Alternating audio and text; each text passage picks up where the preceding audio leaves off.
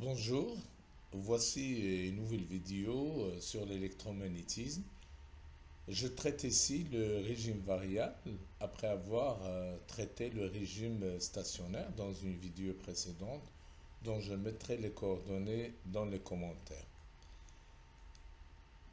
Le plan de cette vidéo concerne un résumé des lois du régime stationnaire, puis je parlerai d'une analogie entre l'électrostatique et la magnétostatique, des phénomènes indépendants du temps, le régime quasi-stationnaire où les variations temporelles sont très faibles.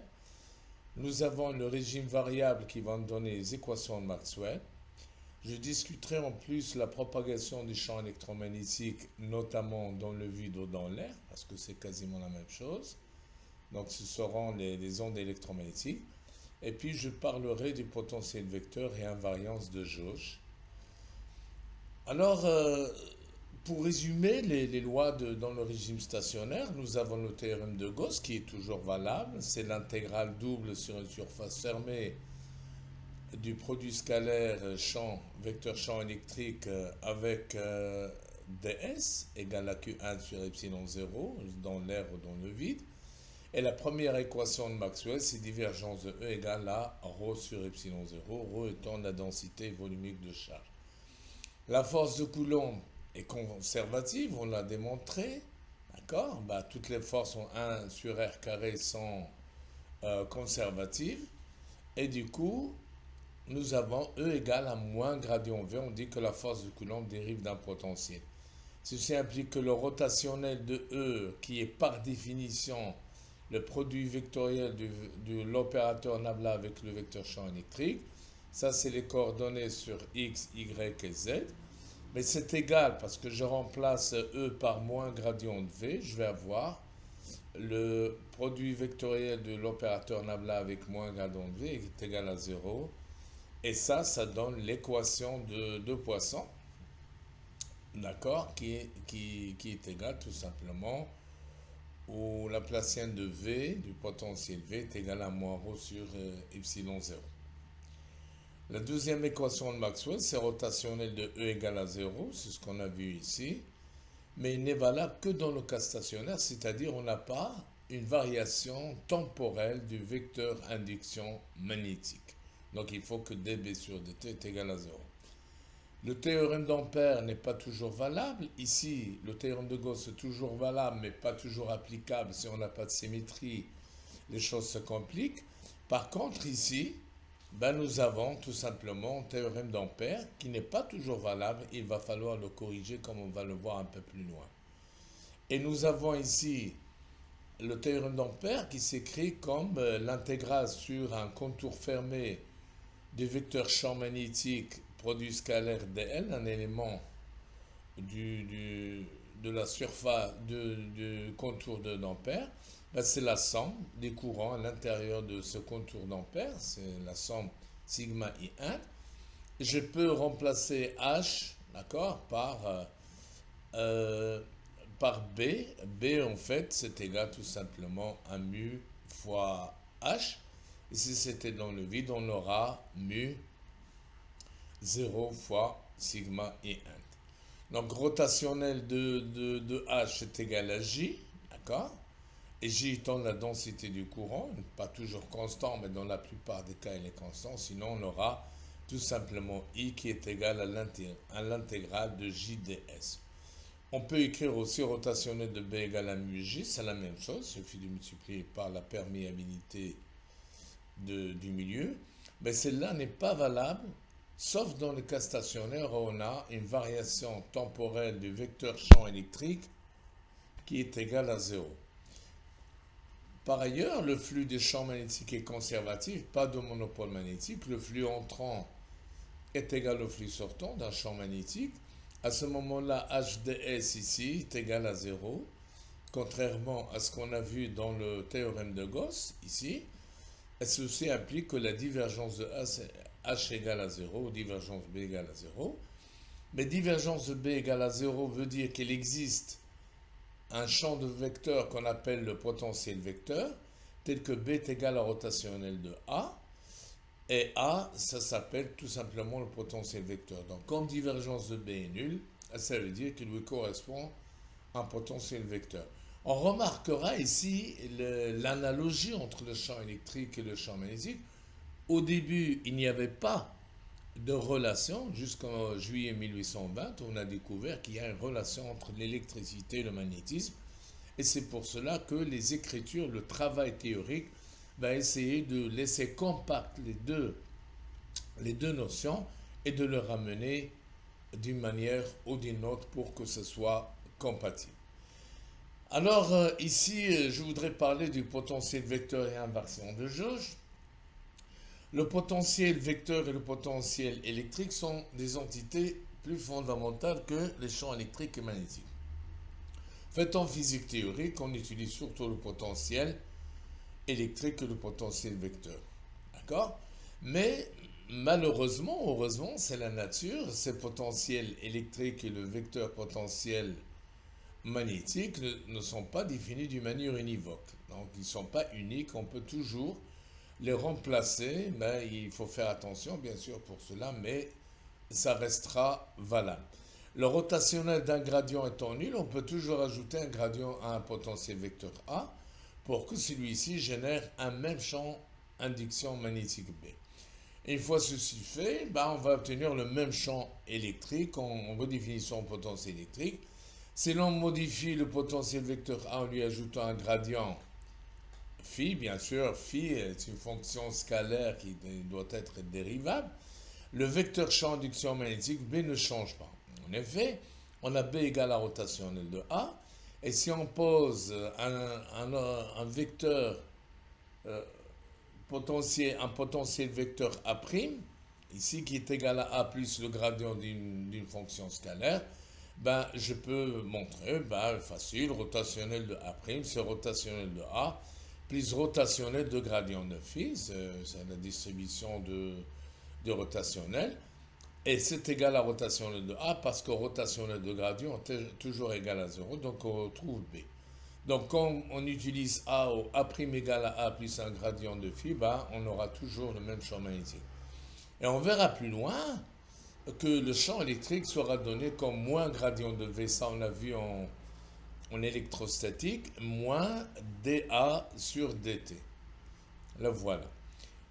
Ceci dit, malgré l'indétermination intrinsèque du potentiel vecteur, il est souvent commode de l'utiliser pour résoudre les équations d'électromagnétisme. Au lieu de travailler avec le champ magnétique et le champ électrique, on travaille avec le potentiel électrique et le potentiel vecteur. Dans ce cas, il faut imposer de façon artificielle une contrainte supplémentaire sur le potentiel vecteur pour sélectionner une configuration qui répond aux besoins du problème d'électromagnétisme à résoudre et qui soit plus facile à traiter. Alors ici, je fais une analogie entre l'électrostatique et la magnétostatique. Donc ici, l'électrostatique et la magnétostatique. Nous avons la loi de Coulomb pour le champ électrique. Quand on a une charge au repos, parce qu'on est en électrostatique, ça va donner tout simplement E égale à Q sur 4pi R carré fois UR, UR étant dirigé de la charge vers le point où on calcule le champ. Et la force de Coulomb, tout simplement, c'est F égale à Q fois E. De l'autre côté, on a la loi de Biot-Savart pour le champ magnétique. Quand on a un élément IDL, un petit élément, un fil par exemple parcouru par un courant, DL à la direction et le sens de I, ceci implique que H égale l'intégrale sur un contour, d'accord, de IDL vectoriel UR sur 4pi R carré, qui est très connu comme loi de Biot-Savart. En fait, déjà, d'autres physiciens ont trouvé quelque chose qui ressemble à cela, mais c'est Biot-Savart qui ont donné la relation finale. Ici, nous avons F égale à Q fois E. Ici, la force de la place, c'est FB est égale à QV vectoriel mu H, c'est-à-dire B. Mais attention, ça veut dire qu'une charge dans un champ magnétique ne ressent le champ magnétique que s'il a une vitesse. Encore faut-il que la vitesse ne soit pas parallèle au vecteur H ni antiparallèle. C'est une force très spéciale, elle ne travaille pas, elle est toujours au chômage. C'est ce qui fait qu'une particule qui progresse dans un champ magnétique ne verra pas son énergie cinétique changer et on aura tout simplement un mouvement circulaire uniforme qu'elle va décrire dans ce champ magnétique. On définit le déplacement électrique D est égal à epsilon fois E. En fait, c'est une réaction d'un milieu qui soumet un champ électrique via la permittivité de ce milieu. Pour le magnétisme, on a B est égal à mu H, encore une fois, c'est la réaction d'un milieu qui a une perméabilité magnétique mu et qui est soumis à un champ magnétique H. Le potentiel électrique pour une charge, c'est Q sur 4pi epsilon R, et E est égal à moins grade V, parce que, comme on a dit, la force de Coulomb est une force conservative, donc le champ électrique dérive d'un potentiel. Le potentiel magnétique, on a une divergence B égale à 0, donc B est égal à la rotation de A.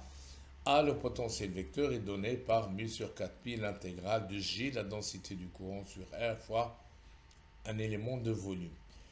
Ici, nous avons l'intégrale sur une boucle fermée de la circulation du champ électrique est égale à 0, parce que la différence de potentiel entre deux points qui sont les mêmes est égale à 0, ils sont au même potentiel. Ceci implique que le rotationnel de E est égal à 0. Et ça, c'est valable uniquement dans l'électrostatique. On verra quand on aura des champs variables. À ce moment-là, on ne peut pas écrire ça. Il y aura un dB sur dt qui va intervenir. La même chose, le théorème d'Ampère, c'est la circulation des champs magnétiques sur un contour. C'est la somme des courants qui sont encerclés par ce contour.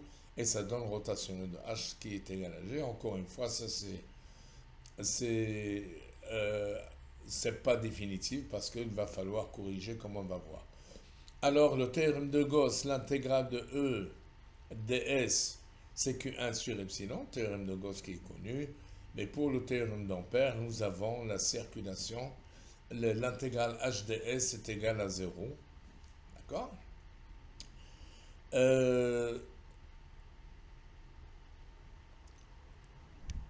Nous avons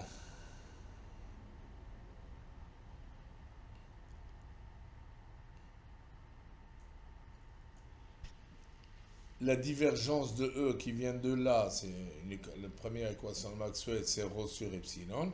Mais ici, nous avons divergence de H égale à 0, comme on a vu, parce que le champ magnétique a un flux conservatif. Chose très importante, à l'intérieur d'un conducteur en équilibre électrique, eh bien, on aura toujours un champ qui est égal à 0, qu'il soit vide ou plein. Un conducteur a toujours un champ électrique à l'intérieur est égal à 0. Par contre, pour le magnétisme, on a un champ magnétique qui est différent de 0 dans un conducteur. Phénomène dépendant du temps, je travaille avec un régime quasi stationnaire, ça veut dire qu'il y a de faibles variations temporelles. Alors, ça concerne les phénomènes qui varient avec le temps. Par exemple, on a un courant qui est égal à une amplitude I0 sinus oméga t plus phi. Je peux remplacer oméga par 2pi fois la fréquence, ou un champ électrique qui a une amplitude EG oméga t, ça veut dire qu'il s'écrit en fonction du cosinus et du sinus de oméga t. Ici, je l'ai écrit en forme compacte exponentielle. La nature réagit à toute perturbation de manière à éliminer cette dernière. Quand on perturbe la nature, elle a tendance à revenir à son état fondamental. Par exemple, quand j'excite un atome, après à peu près 10 nanosecondes, il va se relaxer en émettant un photon, en émettant des électrons, etc. En électromagnétisme, cette réaction porte le nom de la loi de Faraday-Lenz, qui décrit des effets qui s'opposent à leur cause. Quand on a une bobine ou une boucle, une spire, et je ramène un champ magnétique brusquement, eh ben, la boucle va être traversée par les lignes de champ magnétique, elle va réagir en créant son propre champ magnétique, et cela en se laissant parcourir par un courant qu'on appellera un courant d'induction, et qui va créer son propre champ pour s'opposer à ce champ qui l'envahit. Donc, quand on a un flux magnétique qui traverse un circuit conducteur formé, génère un courant induit ou une force électromotrice dans le conducteur. C'est le principe des générateurs. La force électromotrice, ça c'est la loi de Faraday-Lenz. E est égal à moins dφ sur dt, avec phi étant le flux total du champ magnétique ou du vecteur induction magnétique à travers la surface, c'est-à-dire le produit scalaire de B et de ds, qui est le flux total traversant une surface horizontale. S'il n'y a pas de force électromotrice produite par la loi de Faraday, la DDP ou la tension, delta V est égal à V1 moins VB, par définition c'est l'intégrale de A, B de E, dl, dans une sphère fermée et nulle parce que j'aurai A jusqu'à A va sera égal à 0. C'est pour cette raison qu'on ne dit pas une tension induite dans une sphère fermée, mais plutôt une force électromotrice induite. Attention, ce n'est pas la même chose. On ne peut pas avoir une différence potentielle différente de 0 dans une boucle fermée si ça ne vient pas de l'induction. L'induction permet d'avoir un courant induit même si on n'a pas soumis un champ électrique. En effet, la tension dans une sphère fermée doit être obligatoirement nulle, sauf dans le cas d'une force induite par la loi de Faraday. En conséquence, la loi de Faraday peut être mise sous la forme suivante. On a E égale moins dφ sur dt. Je peux écrire que E est égal à l'intégrale sur un contour fermé de la circulation de E dl, d'accord, un champ électrique particulier. Et ça, c'est égal à moins la dérivée partielle par rapport au temps de phi qui est égal tout simplement à l'intégrale de bs. Ceci peut se ramener en rotationné de E ds, d'accord, ici, c'est égal à moins l'intégrale dB sur dt, d'accord, ds. Ceci implique que rotationné de E égale à moins dB sur dt. Contrairement au cas stationnaire, on avait rotationné de E est égal à 0. Ici, puisqu'il y a un champ magnétique ou un vecteur induction magnétique qui varie avec le temps, la rotation de E va être égale à la variation de ce vecteur induction magnétique. D'après cette équation, on peut conclure qu'un champ magnétique variable crée un champ électrique E. Au fait, ce champ électrique supplémentaire vient du fait que le champ qui produit les déplacements des charges en conducteur et qui est à l'origine du courant induit. Donc il y a un champ qui va déplacer les charges et qui vont créer un champ supplémentaire. Finalement, au régime stationnaire, on a rotationnel de E égale à 0. Ça veut dire que E n'est pas rotationnel. Le champ E ne se referme pas sur lui-même. Par contre, en régime dépendant du temps, régime quasi-stationnaire, on a rotationnel de E qui est égal à moins dB sur dt. Ceci implique que le champ est rotationnel ou le champ se referme sur lui-même. On peut dire que c'est seulement dans le cas d'une force électromotrice induite par une induction magnétique où l'on rencontre un champ électrique qui se referme. Il y a des changements très très importants. En régime stationnaire, on avait E égale à moins grade V. Comment cette relation va s'écrire en régime variable ou dépendant du temps? On a rotationnel de E égale à moins dB sur dt. Ceci implique que B, et comme B est égal à rotationnel de A, ceci implique que rotationnel de E est égal à moins D, je remplace B par rotationnel de A sur dt, ce qui ramène les opérateurs sans commutent, la dérivée et le rotationnel, donc on a moins rotationnel de dA sur dt. Ceci implique que le rotationnel, lorsque j'ajoute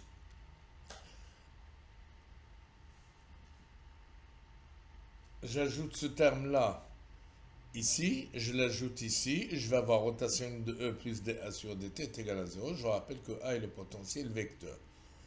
Par analogie avec le régime stationnaire, quand on avait rotationnel de E égale à 0, ça impliquait que E égale à moins grade V. Mettons la rotationnelle de tout ça entre parenthèses qui est égal à 0, eh bien, ça veut dire que ce terme-là peut s'écrire aussi comme est égal à moins grade V, ou tout simplement est égal à moins grade V moins dA sur dt, la dérivée partielle temporelle du potentiel vecteur. Si, comme je l'ai dit tout à l'heure, on réalise un changement de jauge, on va poser qu'un nouveau potentiel vecteur A' est égal à A plus le gradient d'une fonction scalaire. Bien sûr, la fonction scalaire doit être dérivable. Le champ électrique devient E égale à moins grade V, c'est-à-dire je calcule moins grade V plus gradient de dφ sur dt moins dA' sur dt.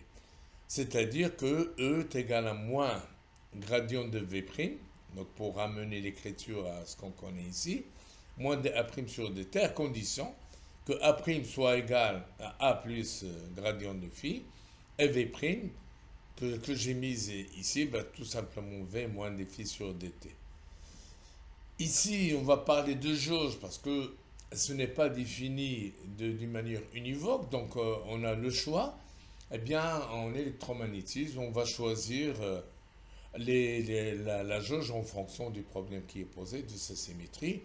La jauge de Lorentz impose une condition sur A en disant que la dérivée partielle temporelle du potentiel électrique divisé par C carré plus la divergence de A égale à 0, c'est ce qu'on appelle la jauge de Lorentz. Elle est très utilisée en physique théorique. La jauge de Coulomb, quant à elle, c'est tout simplement la divergence du potentiel vecteur est égale à 0. Cette indétermination du vecteur potentiel électrique et du potentiel lui-même, on dit toujours qu'il est défini à un constant près, est liée franchement à la conservation de la charge électrique, et c'est une propriété générale qu'on utilise en physique théorique qui est appelée l'invariance de jauge. Le principe de conservation de la charge en régime dépendant du temps. Le principe de conservation de la charge électrique précise que la charge contenue dans un volume enveloppé par une surface fermée reste constante, tant qu'aucune charge n'est ni ajoutée ni retirée. Supposons qu'on a une surface fermée, ici c'est un parallélogramme, j'ai une charge, ici il y a un courant qui sort de ça. Ça veut dire qu'il y a une diminution de la charge, et on a I est égal à moins dQ sur dt parce qu'il y a une diminution, qui est égale tout simplement à l'intégrale, d'accord, la surface de J, de flux de la densité du courant, J ds. Alors, or, le théorème de Gauss nous dit que l'intégrale du produit scalaire E ds est égal à Q sur epsilon. Je peux remplacer Q par epsilon fois l'intégrale de E ds. Et donc, cette intégrale, d'accord, qui est égale à I, ben c'est égal tout simplement à moins D, dQ sur dt. Ben Q, on a dit que c'est égal tout simplement à ça. Alors, à ce moment-là, l'intégrale de JDS plus l'intégrale de epsilon dE sur dt, donc je travaille celle-là, ds est égal à 0, ou bien l'intégrale sur une surface fermée de J plus epsilon dE sur dt, ds est égal à 0. D'accord? Cette expression, qui est une forme intégrale, représente l'équation de conservation de la charge. Ça, c'est la conservation de l'expression de la conservation de la charge sous forme intégrale. Elle peut être écrite sous forme différentielle. Si on a ça, ben on peut transformer ça en divergence de J plus epsilon dE sur dt, parce que ça, c'est la même chose que la divergence sur un volume, d'accord, égale à 0. Et comme divergence de E est égale à ρ sur epsilon, ça c'est la première équation de Maxwell, eh bien on a divergence de J, plus epsilon d sur dt de divergence de E, d'accord, ça vient de là, je distribue la divergence, égale à 0. Finalement, divergence de J est égale à epsilon, d'accord, d sur dt de ρ sur epsilon, les epsilon s'en vont, je vais avoir moins d sur dt. En régime stationnaire, on a dE sur dt à peu près égal à 0, dρ sur dt à peu près égal à 0, ceci implique que divergence de J égale à 0. Ça, c'est pour le régime stationnaire, et ça, c'est quand il y a un régime variable, et on voit que pour satisfaire la conservation de la charge, voilà ce qu'il faut écrire et pas celle-là. Donc, le théorème d'Ampère du régime stationnaire ne respecte pas la loi de la conservation de la charge dans le cadre du régime dépendant du temps. Le théorème d'Ampère s'écrit rotation de H égale à J. Ça veut dire que divergence de rotation de H est égale à divergence de J égale à 0, parce que divergence de rotation est toujours égale à 0. Et ça, c'est différent de moins d sur dt qu'on a trouvé dans la slide précédente. Donc, il faut faire attention. Le théorème d'Ampère a été corrigé par Maxwell pour pouvoir répondre aux besoins de la conservation de la charge. C'est Maxwell donc qui l'a transformé pour respecter le principe de conservation de la charge en régime dépendant du temps. On a ici divergence de J égale à 0, ça veut dire rotationnel de H égale à J dans le régime stationnaire. Par analogie au régime variable, nous pouvons dire que divergence de J plus epsilon dE sur dt égale à 0.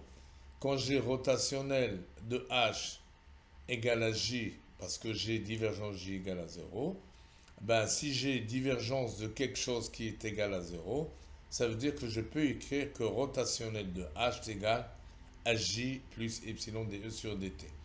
On regarde encore, divergence de J égale à 0, applique au rotationnel de H égale à J.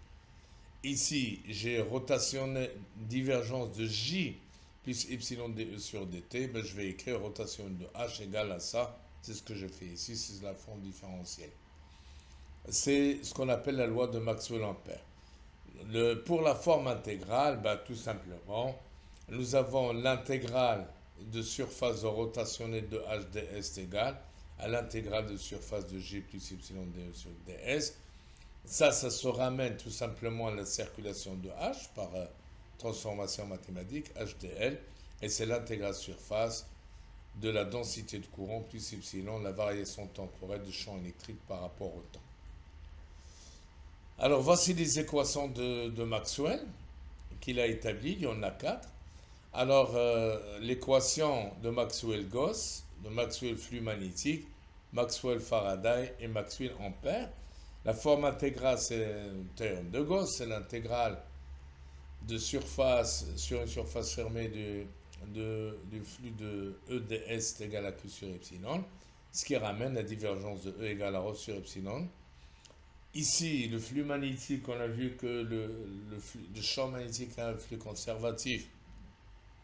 Et du coup, on a l'intégrale de BDS égale à 0, ce qui implique divergence B égale à 0. Ça, c'est très important. Pour Maxwell-Faraday, on a vu que la circulation, la rotationnelle de E est égale à moins dB sur dt.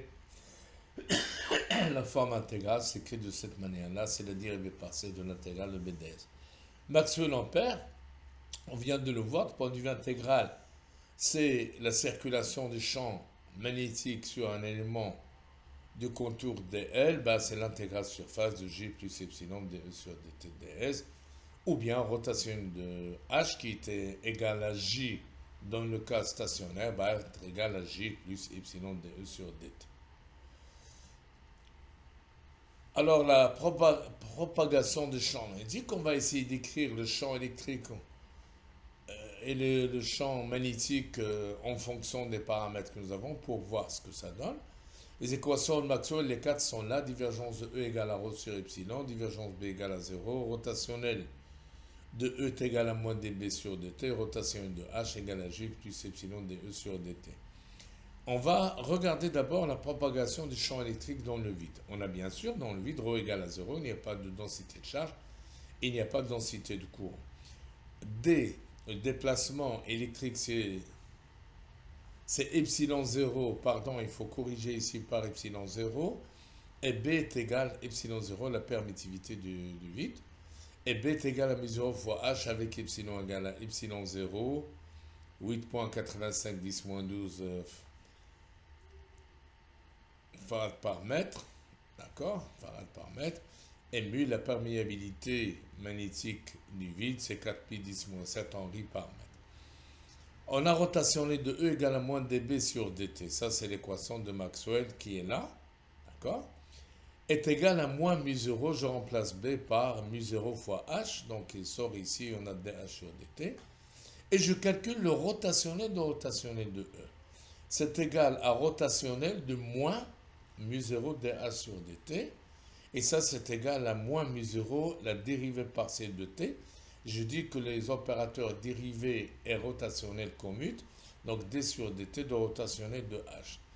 D'où rotationnel de E est égal à moins mu0 d sur dt de epsilon 0 dE sur dt. Pourquoi? Parce que rotationnel de H, on l'a, d'accord,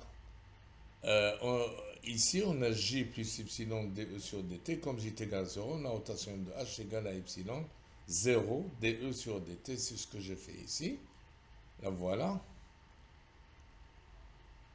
Voilà ici, epsilon 0 dE sur dt, c'est égal à moins mu 0, epsilon 0 qui sort, la dérivée seconde du champ électrique par rapport au temps. D'autre part, on a rotationnel de rotation de E, et ça c'est les maths, c'est gradient de divergence de E moins le Laplacien de E.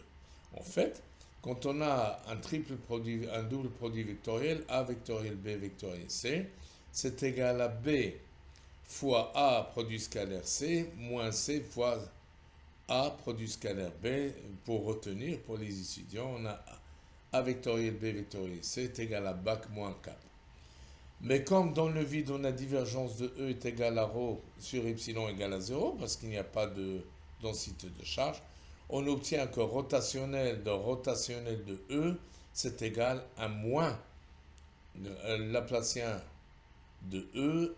Et ça, c'est égal à quoi? Bah, tout simplement à moins mu 0 epsilon 0, dérivée seconde du champ électrique par rapport au temps. Donc finalement, cette équation, en fait, elle ressemble à une équation de forme générale qu'on appelle une équation d'onde. C'est le Laplacien d'une variable est égal à 1 sur v au carré d2 de r par rapport aux d2. Donc ça, c'est les dérivées secondes spatiales et ça, c'est les dérivées secondes temporelles. Et cette équation, c'est celle, par exemple, qui régit la propagation d'une onde quelconque, une corde vibrante d'une guitare, par exemple. Pour adoucir un peu les choses, c'est bien de traiter un peu les cordes musicales d'une manière un peu plus gentille. Donc ici, le champ électrique se propage dans le vide avec une vitesse v qui est égale à c et qui est égale à 1 sur racine de mu 0 epsilon 0. D'accord? Ici, c'est 1 sur v carré, donc c est égal à 1 sur racine de mu 0. Et ça, c'est à peu près égal à 3 10 puissance moins 8 à 3 10 puissance 8 mètres par seconde, 300 000 km par seconde. Maintenant, on va étudier l'équation de propagation des champs magnétiques dans le vide. On a toujours ρ égale à 0, J égale à 0. Rotationné de H égale à J plus epsilon dE sur dt, ben J va être égal à 0 et epsilon sera remplacé par epsilon 0. Donc on obtient un rotationnel de champ magnétique égal à epsilon 0 dE sur dt. D'où rotationnel de H est égal à rotationnel. Je remplace rotationnel de H par epsilon dE sur dt. C'est égal en permettant les opérateurs dérivés rotationnels, c'est epsilon 0 d sur dt de rotationnel de E. Et ça, c'est égal à epsilon 0, mais on a rotationnel de E qui est égal à moins dB sur dt. Donc je remplace rotationnel de E ici. Et ça, c'est égal à epsilon 0 d sur dt de moins mu 0 dH sur dt. J'ai remplacé B par mu 0 fois H. D'où rotationnel de H c'est égal à moins mu 0 epsilon 0 dérivée seconde temporelle de H par rapport au temps.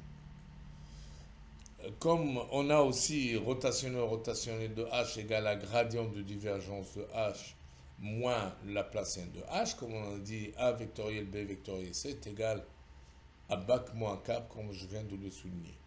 Mais comme on a divergence de H égale à 0, parce que le flux est conservatif, on obtient rotationnel de H égale à moins Laplacien au carré de H. Et ça, c'est égal, comme on l'a trouvé tout à l'heure, à moins mu 0 epsilon 0, dérivée seconde temporelle de H. L'équation Laplacien de H égale à mu 0 epsilon 0 dE sur dt, parce qu'on a un si moins qui s'en vont, est également une équation de la forme Laplacienne de R égale à 1 sur V au carré, dérivée seconde temporelle de la variable R. Dans ces conditions, le champ magnétique aussi, H se propage également dans le vide avec une vitesse qui est de 3 10 puissance 8 par seconde. Ben, tout ça, c'est bien pour une fois que c'est la théorie qui précède l'expérience. C'est pas souvent le cas. Il y a une vérification qui s'impose, et c'est Hertz qui va le faire.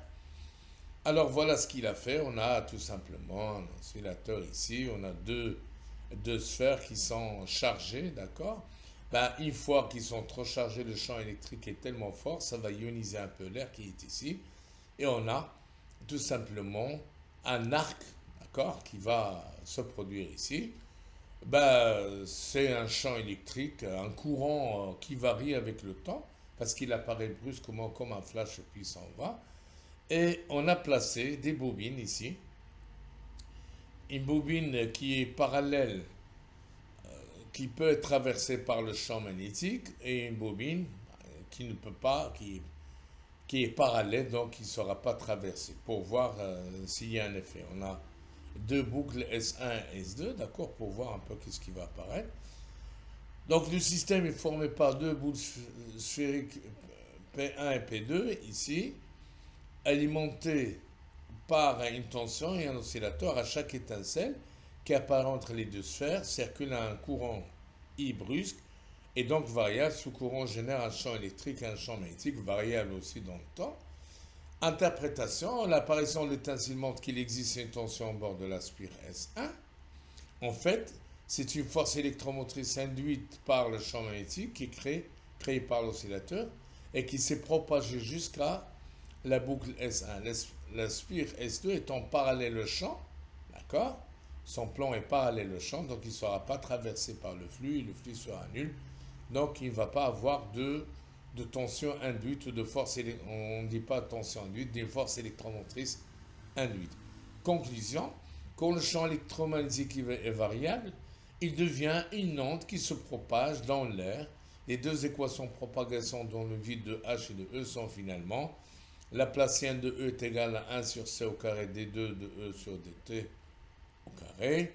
La même chose avec la vitesse qui est égale à 300 000 km par seconde. Et pour terminer, sachez que le très faible champ magnétique terrestre 10 puissance moins 5 Tesla forme un bouclier extraordinaire pour protéger la vie sur notre planète parce que la force magnétique, comme j'ai dit, est toujours au chômage. Ça génère un phénomène naturel extraordinaire et ça protège en même temps contre une mort certaine parce que les particules chargées qui viennent du Soleil, il y en a énormément, des milliards, arrivent avec des vitesses colossales et pourraient détruire tout ce qui se trouve sur Terre comme vivant. Et ben, le champ magnétique va le faire tourner d'une manière très gentille avec une vitesse constante.